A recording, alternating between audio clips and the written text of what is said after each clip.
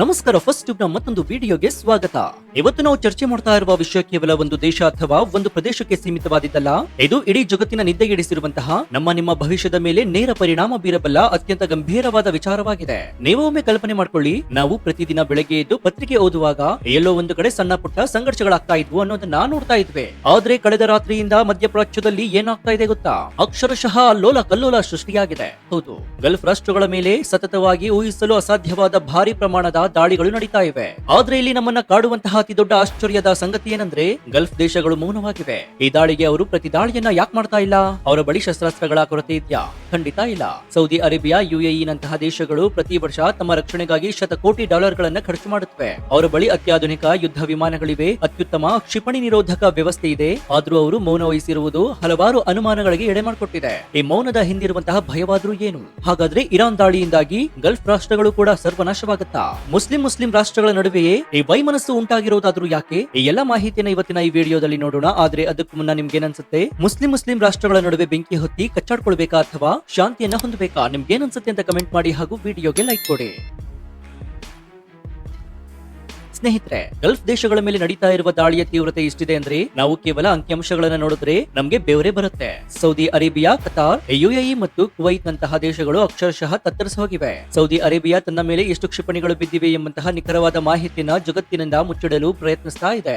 ಆದ್ರೆ ರಿಯಾದ್ ನಲ್ಲಿರುವಂತಹ ಅಮೆರಿಕದ ರಾಯಭಾರಿ ಕಚೇರಿಯ ಮೇಲೆ ನೇರ ದಾಳಿ ನಡೆದಿದೆ ಎಂಬುದು ದೃಢಪಟ್ಟಿದೆ. ನೀವು ಗಮನಿಸಬೇಕಿಲ್ಲಿ, ಅಮೆರಿಕದ ರಾಯಭಾರಿ ಕಚೇರಿಯ ಮೇಲೆ ದಾಳಿ ಅಂದ್ರೆ ಅದು ನೇರವಾಗಿ ಅಮೆರಿಕದ ಸಾರ್ವಭೌಮತ್ವದ ಮೇಲಿನ ದಾಳಿ ಅಂತ ಪರಿಗಣಿಸಲಾಗುತ್ತೆ. ಇತಿಹಾಸದಲ್ಲಿ ಅಮೆರಿಕದ ರಾಯಭಾರಿ ಕಚೇರಿಗಳ ಮೇಲೆ ದಾಳಿಯಾದಾಗಲೆಲ್ಲ ಅಮೆರಿಕ ಭೀಕರವಾಗಿ ಪ್ರತಿಕ್ರಿಯಿಸುತ್ತೆ. ಆದ್ರೆ ಇಂದು ಅಮೆರಿಕದ ಭದ್ರತಾ ವೈಫಲ್ಯ ಜಗಜ್ಜಾಹೀರಾಗಿದೆ. ಕತಾರ್ನ ದೋಹಾ ನಗರವನ್ನು ತೆಗೆದುಕೊಳ್ಳಿ. ಈ ಹಿಂದೆ ತಾಲಿಬಾನ್ ಮತ್ತು ಅಮೆರಿಕದ ನಡುವೆ ಶಾಂತಿ ಮಾತುಕತೆ ನಡೆದಿದ್ದು ಇದೇ ಕತಾರ್ನಲ್ಲಿ. ಕತಾರ್ ತನ್ನನ್ನು ತಾನು ಮಧ್ಯಪ್ರಾಚ್ಯದ ಶಾಂತಿ ದೂತ ಮತ್ತು ಪ್ರಬಲ ನಾಯಕ ರಾಷ್ಟ್ರ ಅಂತ ಬಿಂಬಿಸಿಕೊಂಡಿತ್ತು. ಆದ್ರೆ ಇಂದು ಅದೇ ಕತಾರ್ನ ಮೇಲೆ ಭಾರಿ ನಾಶ ಉಂಟಾಗಿದೆ. ಇರಾನ್ನಿಂದ ಅಥವಾ ಇರಾನ್ನ ಬೆಂಬಲಿತ ಪ್ರಾಕ್ಸಿ ಗುಂಪುಗಳಿಂದ ನಿರಂತರವಾಗಿ ದಾಳಿಗಳು ನಡೀತಾ ಇವೆ. ಅಮೆರಿಕ ತನ್ನ ಮಿತ್ರ ರಾಷ್ಟ್ರಗಳಿಗೆ ರಕ್ಷಣೆ ನೀಡುವ ಭರವಸೆ ನೀಡಿತ್ತು. ಅಮೆರಿಕದ ಪೆಟ್ರಿಯಾಟ್ ಮಿಸೈಲ್ ಡಿಫೆನ್ಸ್ ಸಿಸ್ಟಮ್, ಇದರ ಮೇಲೆ ಈ ಗಲ್ಫ್ ದೇಶಗಳು ಕುರುಡು ನಂಬಿಕೆಯನ್ನು ಇಟ್ಟಿತ್ತು. ಆದ್ರೆ ಅಮೆರಿಕದ ಈ ವ್ಯವಸ್ಥೆಗಳು ಸಂಪೂರ್ಣವಾಗಿ ವಿಫಲವಾಗಿವೆ ಎಂಬುದು ಇದರಿಂದ ಸ್ಪಷ್ಟವಾಗುತ್ತೆ. ಅಮೆರಿಕದ ಸೂಪರ್ ಪವರ್ ಪಟ್ಟ ಈಗ ಕೇವಲ ಕಾಗದದ ಮೇಲಿದೆ ಎಂಬ ಪ್ರಶ್ನೆ ಹುಟ್ಟುಕೊಂಡಿದೆ. ಹಾಗಾದ್ರೆ ಬನ್ನಿ, ಯುದ್ಧದ ಸ್ವರೂಪ ಹೇಗೆ ಬದಲಾಗುತ್ತೆ ಅಂತ ಡೇಟಾವನ್ನೇ ನಿಮ್ಮ ಮುಂದೆ ಇಡ್ತೀವಿ. ಕುವೈತ್ ನಂತಹ ಚಿಕ್ಕ ದೇಶದ ಮೇಲೆ ಬರೋಬ್ಬರಿ 178 ಬ್ಯಾಲಿಸ್ಟಿಕ್ ಕ್ಷಿಪಣಿಗಳು ಮತ್ತು 384 ಡ್ರೋನ್ ಗಳನ್ನ ಉಡಾವಣೆ ಮಾಡಲಾಗಿದೆ. ಅದೃಷ್ಟವಶಾತ್ ಇವುಗಳನ್ನ ಆಗಸದಲ್ಲೇ ತಡೆ ಹಿಡಿಯಲಾಯಿತು. ಆದ್ರೆ ಒಮ್ಮೆ ಯೋಚನೆ ಮಾಡಿ ನೋಡಿ, 384 ಡ್ರೋನ್ ಗಳು ಒಟ್ಟಿಗೆ ಬಂದ್ರೆ ಯಾವುದೇ ರಾಡರ್ ವ್ಯವಸ್ಥೆ ಗೊಂದಲಕ್ಕೀಡಾಗುತ್ತೆ. ಇನ್ನು ಯುಎಇ, ದುಬೈ ಮತ್ತು ಅಬುದಾಬಿಯಂತಹ ಜಗತ್ ಪ್ರಸಿದ್ಧ ನಗರಗಳನ್ನ ಹೊಂದಿರುವಂತಹ ಯುಎಇ ಮೇಲೆ ಒಟ್ಟು 182 ಕ್ಷಿಪಣಿಗಳನ್ನ ಹಾರಿಸಲಾಗಿದೆ. ಅದರಲ್ಲಿ 170 ಆಕಾಶದಲ್ಲಿ ನಾಶಪಡಿಸಲಾಗಿದೆ. ಆದ್ರೆ ಭದ್ರತಾ ವ್ಯವಸ್ಥೆಯನ್ನು ಭೇದಿಸಿ 12 ಕ್ಷಿಪಣಿಗಳು ನೆಲಕ್ಕಪ್ಪಳಿಸಿವೆ. ಹಾಗೆ 645 ಡ್ರೋನ್ ಗಳನ್ನ ಹೊಡೆದುರುಳಿಸಲಾಗಿದೆ. ಅಂದ್ರೆ 44 ಡ್ರೋನ್ಗಳು ವಸತಿ ಪ್ರದೇಶದ ಮೇಲೆ ಬಿದ್ದಿವೆ. ಇದು ಅಮೆರಿಕ ಭದ್ರತಾ ವ್ಯವಸ್ಥೆಗಳು ಸಂಪೂರ್ಣವಾಗಿ ಫುಲ್ ಪ್ರೂಫ್ ಅಲ್ಲ ಎಂಬುದಕ್ಕೆ ಜೀವಂತ ಸಾಕ್ಷಿಯಾಗಿದೆ. ಇನ್ನು ಬಹರೇನ್ ಕಡೆ ನೋಡೋದಾದ್ರೆ ಇಲ್ಲಿ 70 ಕ್ಷಿಪಣಿಗಳು ಮತ್ತು 76 ಡ್ರೋನ್ ಗಳನ್ನ ತಡೆಹಿಡಿಯಲಾಗಿದೆ. ಇನ್ನು ಸಣ್ಣ ದೇಶವಾದ ಕತಾರ್ನಲ್ಲೂ ಕೂಡ 104 ಕ್ಷಿಪಣಿಗಳನ್ನ ಹಾರಿಸಲಾಗಿದ್ದು 101 ಕ್ಷಿಪಣಿಯನ್ನ ತಡೆಹಿಡಿಯಲಾಗಿದೆ. ಆದ್ರೆ ಆ 3 ಕ್ಷಿಪಣಿಗಳು ಅಪ್ಪಳಿಸಿ ಭಾರಿ ಹಾನಿ ಉಂಟಾಗಿದೆ. ಕತಾರ್ ಆರ್ಥಿಕತೆಯ ಮೇಲೆ ಇದು ಭಾರಿ ಪೆಟ್ಟನ್ನು ನೀಡಿದೆ. 39 ಡ್ರೋನ್ ಗಳಲ್ಲಿ 24 ತಡೆಹಿಡಿಯಲಾಗಿದ್ದು 15 ಡ್ರೋನ್ ಗಳು ಕತಾರ್ಗೆ ಅಪ್ಪಳಿಸಿವೆ. ಇನ್ನು ಓಮನ್ನ ವಾಣಿಜ್ಯ ವಿಮಾನ ನಿಲ್ದಾಣಗಳ ಮೇಲೂ ಕೂಡ ದಾಳಿ ನಡೆದಿದೆ. ವಿಮಾನ ನಿಲ್ದಾಣದ ಮೇಲೆ ದಾಳಿ ಅಂದ್ರೆ ಅದು ನೇರವಾಗಿ ನಾಗರಿಕರನ್ನ ಗುರಿಯಾಗಿಸಿದಂತೆ. ಇದೆಲ್ಲದರ ಜೊತೆಗೆ ಇರಾನ್ನ SU-24 ಬಾಂಬರ್ ವಿಮಾನವನ್ನ ಸಹ ಹೊಡೆದುರುಳಿಸಲಾಗಿದೆ. ಅಂದ್ರೆ ಕೇವಲ ಪ್ರಾಕ್ಸಿ ಗುಂಪುಗಳಲ್ಲ, ನೇರವಾಗಿ ದೇಶದ ಸೈನ್ಯವೇ ಈ ಯುದ್ಧದಲ್ಲಿ ಭಾಗಿಯಾಗಿದೆ ಎಂಬುದು ಸ್ಪಷ್ಟ. ಇದೆಲ್ಲವನ್ನ ನೋಡ್ತಾ ಇದ್ರೆ ನಾವೆಲ್ಲರೂ ಕೂಡ 3ನೇ ಮಹಾಯುದ್ಧದ ಅಂಚಿನಲ್ಲಿ ಇದ್ದೀವಾ? ಈ ಭಯ ಕೂಡ ಕಾಡಲಾರಂಭಿಸಿದೆ. ಜಾಗತಿಕ ನಾಯಕರ ಹೇಳಿಕೆಗಳು ಈ ಬೆಂಕಿಗೆ ತುಪ್ಪವನ್ನು ಸುರಿತಾ ಇವೆ. ರಷ್ಯಾದ ಪ್ರಬಲ ನಾಯಕ ಮತ್ತು ಮಾಜಿ ಅಧ್ಯಕ್ಷ ಡಿಮಿಟ್ರಿ ಮೆಡ್ವೆಡೇವ್ ನೇರವಾಗಿ ಎಚ್ಚರಿಕೆಯನ್ನು ನೀಡಿದ್ದಾರೆ. ಯಾವುದೇ ಒಂದು ಸಣ್ಣ ತಪ್ಪು ನಿರ್ಧಾರವು 3ನೇ ಮಹಾಯುದ್ಧಕ್ಕೆ ಕಾರಣವಾಗಬಹುದು ಅಂತ.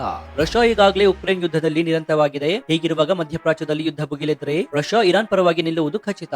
ಮತ್ತೊಂದೆಡೆ ಅಮೆರಿಕದ ನಾಯಕ ಡೊನಾಲ್ಡ್ ಟ್ರಂಪ್ ಅವರ ಹೇಳಿಕೆಗಳನ್ನ ಗಮನಿಸಿ ನೋಡಬೇಕಾಗುತ್ತೆ. ನಾವಿಲ್ಲಿ ಇರಾನ್ ಶರಣಾಗುವವರೆಗೂ ನಾವು ಹಿಂದೆ ಸರಿಯೋದಿಲ್ಲ, ಯುದ್ಧ ಮುಂದುವರಿಯುತ್ತೆ ಅಂತ ಅವರು ಕುಡುಗಿದ್ದಾರೆ. ಟ್ರಂಪ್ ಅವರ ವಿದೇಶಾಂಗ ನೀತಿಯು ಮೊದಲಿನಿಂದಲೂ ಅಮೆರಿಕ ಫಸ್ಟ್ ಮತ್ತು ಇರಾನ್ ವಿರೋಧಿಯಾಗಿದೆ. ಆದ್ರೆ ಇಲ್ಲಿ ಅತಿ ದೊಡ್ಡ ಕಂಟಕ ಇರುವುದು ಅರ್ಮುಜ್ ಜಲಸಂಧಿಯಲ್ಲಿ. ಅರ್ಮುಜ್ ಜಲಸಂಧಿ ಅಂದ್ರೆ ಜಗತ್ತಿನ ಸುಮಾರು 20% 30% ಕಚ್ಚಾ ತೈಲ ಹಾದು ಹೋಗುವಂತಹ ಅತ್ಯಂತ ಕಿರಿದಾದ ಸಮುದ್ರ ಮಾರ್ಗ.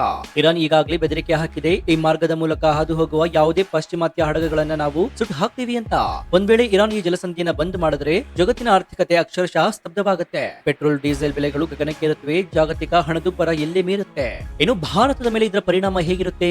ಭಾರತ ತನ್ನ ಅಗತ್ಯ ಶೇಕಡ 80ಕ್ಕೂ ಹೆಚ್ಚು ಕಚ್ಚಾ ತೈಲವನ್ನ ಆಮದು ಮಾಡಿಕೊಳ್ತಾ ಇದೆ. ಈ ಉದ್ವಿಗ್ನತೆಯಿಂದಾಗಿ ಜಾಗತಿಕ ಮಟ್ಟದಲ್ಲಿ ತೈಲ ಬೆಲೆಗಳು ಗಣನೀಯವಾಗಿ ಏರಿಕೆಯಾಗುತ್ತೆ. ಮುಂದಿನ 15ರಿಂದ 20 ದಿನಗಳಲ್ಲಿ ಭಾರತ ಸರ್ಕಾರವು ತೈಲ ಆಮದಿನ ಬಗ್ಗೆ ಕಠಿಣ ನಿರ್ಧಾರವನ್ನು ತೆಗೆದುಕೊಳ್ಳಬೇಕಾಗುತ್ತೆ. ಭಾರತ ತನ್ನ ರಾಷ್ಟ್ರೀಯ ಹಿತಾಸಕ್ತಿಯನ್ನು ಕಾಪಾಡಿಕೊಳ್ಳಲು ಪಾಶ್ಚಿಮಾತ್ಯ ದೇಶಗಳ ವಿರೋಧದ ನಡುವೆಯೂ ಕೂಡ ರಷ್ಯಾದಿಂದಲೇ ಹೆಚ್ಚಿನ ತೈಲವನ್ನ ಖರೀದಿಸುವ ಅನಿವಾರ್ಯತೆಗೆ ಸಿಲುಕುತ್ತೆ. ಅಮೆರಿಕ ಅಥವಾ ಯುರೋಪಿಯನ್ ಯೂನಿಯನ್ ಏನೇ ನಿರ್ಬಂಧವನ್ನು ವಿಧಿಸಿದರೂ ಕೂಡ ಭಾರತಕ್ಕೆ ತನ್ನ 140 ಕೋಟಿ ಜನರ ಆರ್ಥಿಕತೆ ಮುಖ್ಯ. ನೇಷನ್ ಫಸ್ಟ್ ಎಂಬ ನೀತಿಯನ್ನ ಭಾರತ ಪಾಲಿಸಲೇಬೇಕಾಗಿದೆ. ಇನ್ನೊಂದು ಪ್ರಮುಖ ವಿಚಾರವೇನೆಂದ್ರೆ ಪ್ರವಾಸಿಗರ ಮತ್ತು ಅನಿವಾಸಿ ಭಾರತೀಯರ ಸುರಕ್ಷತೆ. ನಮ್ಮ ದೇಶದ ಲಕ್ಷಾಂತರ ಜನರು ದುಬೈ, ಕತಾರ್, ಕುವೈತ್ ನಂತಹ ಗಲ್ಫ್ ರಾಷ್ಟ್ರಗಳಲ್ಲಿ ಉದ್ಯೋಗ ಮಾಡ್ತಾ ಇದ್ದಾರೆ. ಹಲವಾರು ಜನರು ಅಲ್ಲಿ ರಜೆ ಕಳೆಯಲು ಹೋಗಿದ್ದಾರೆ. ಆ ಪ್ರದೇಶವನ್ನ ಇದುವರೆಗೂ ಅತ್ಯಂತ ಸುರಕ್ಷಿತ ಅಂತ ಭಾವಿಸಲಾಗಿತ್ತು. ಆದ್ರೆ ಈಗ ದುಬೈನ ದೊಡ್ಡ ದೊಡ್ಡ ಐಷಾರಾಮಿ ಹೋಟೆಲ್ಗಳ ಮೇಲೂ ಕೂಡ ದಾಳಿಗಳು ನಡೆದಿವೆ. ಈ ಕಾರಣದಿಂದಾಗಿ ಪ್ರವಾಸಿಗರು ಮತ್ತು ಅಲ್ಲಿ ನೆಲೆಸಿರುವ ಭಾರತೀಯರು ತೀವ್ರ ಆತಂಕದಲ್ಲಿದ್ದಾರೆ. ಸೌದಿ ಅರೇಬಿಯಾದಲ್ಲಿ ಏರ್ ಇಂಡಿಯಾ ವಿಮಾನಗಳು ಸೀಮಿತ ಕಾರ್ಯಾಚರಣೆಗಳ ಮೂಲಕ ಅಲ್ಲಿ ಸಿಲುಕಿಕೊಂಡಿರುವಂತಹ ಜನರನ್ನ ರಕ್ಷಿಸಲು ಪ್ರಯತ್ನಿಸ್ತಾ ಇವೆ ಎಂಬುದು ಸ್ವಲ್ಪ ನೆಮ್ಮದಿಯ ವಿಚಾರ. ಇನ್ನು ವೀಕ್ಷಕರೇ, ಹೀಗೆ ಮುಂದುವರೆದ್ರೆ ಇದು ಪರಮಾಣು ಯುದ್ಧಕ್ಕೆ ತಿರುಗುತ್ತಾ? ಹೌದು. ಮೊದಲನೇದಾಗಿ ಇರಾನ್ನ ಇಸ್ಫಹಾನ್ ಮತ್ತು ಇತರ ಭೂಗತ ಪ್ರದೇಶಗಳಲ್ಲಿ ಪ್ರಮುಖ ಪರಮಾಣು ಸೌಲಭ್ಯಗಳಿವೆ. ಇರಾನ್ ಯುರೇನಿಯಂ ಅನ್ನ ಶಸ್ತ್ರಾಸ್ತ್ರ ಮಟ್ಟದಲ್ಲಿ ಪುಷ್ಟೀಕರಿಸ್ತಾ ಇದೆ ಎಂಬ ಆರೋಪ ಹಿಂದಿನಿಂದಲೂ ಕೂಡ ಇದೆ. ಅಮೆರಿಕ ಅಥವಾ ಇಸ್ರೇಲ್ ಈ ಸೌಲಭ್ಯದ ಮೇಲೆ ಬಂಕರ್ ಬಸ್ಟರ್ ಬಾಂಬ್ ದಾಳಿ ಮಾಡಿದ್ರೆ ಭಾರಿ ಪ್ರಮಾಣದ ವಿಕಿರಣ ಸೋರಿಕೆಯಾಗುವ ಅಪಾಯವಿದೆ. ಇದು ಲಕ್ಷಾಂತರ ಜನರ ಪ್ರಾಣವನ್ನ ಬಲಿ ತೆಗೆದುಕೊಳ್ಳಬಹುದು. ಇನ್ನು ಎರಡನೇದಾಗಿ ಅಮೆರಿಕದ ಇತಿಹಾಸವನ್ನ ನಾವು ಮರಿಬಾರದು. ಜಪಾನ್ನ ಹಿರೋಶಿಮಾ ನಾಗಸಾಕಿ ಮೇಲೆ ಪರಮಾಣು ಬಾಂಬ್ ದಾಳಿ ಮಾಡಿದ ಏಕೈಕ ದೇಶ ಅಮೆರಿಕ. ಯುದ್ಧದಲ್ಲಿ ಸೋಲುವ ಭೀತಿ ಎದುರಾದ್ರೆ ಅಥವಾ ತಮ್ಮ ಹೀಗೆ ತೃಪ್ತಿಪಡಿಸಿಕೊಳ್ಳಲು ಪ್ರಬಲ ನಾಯಕರು ಮತ್ತೆ ಪರಮಾಣು ಅಸ್ತ್ರಗಳನ್ನು ಬಳಸುವ ಸಾಧ್ಯತೆಯನ್ನ ನಾವು ಎಂದಿಗೂ ಕೂಡ ತಳ್ಳಿ ಹಾಕುವಂತಿಲ್ಲ.